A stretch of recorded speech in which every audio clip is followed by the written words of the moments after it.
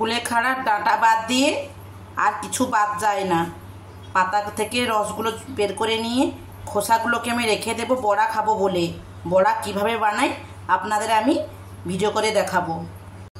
এই খোসাগুলো দেখেছেন, এর মধ্যে আমি ময়দা, বেসন, পেঁয়াজ, কাঁচা লঙ্কা সব দিয়ে করব।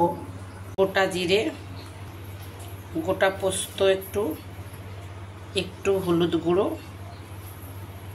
একসঙ্গে দিয়ে আমি অল্প করে জল দিয়ে মাখাবো, কারণ প্রচুর শুকনো হয়ে থাকে। রসটা বের করে নিচ্ছি তো তাই।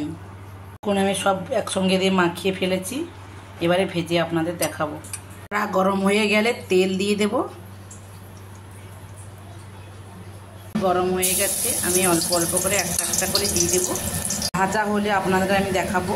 এখন আমার একদম রেডি হয়ে গেছে। আপনারা এইভাবে বানাবেন, কেমন লাগলো আমাকে জানাবেন। Thank you. আপনারা মুড়ির সঙ্গেও খেতে পারেন, গরম ভাতেও খেতে পারেন। আমি মুড়ির সঙ্গে খাচ্ছি, এই দেখুন।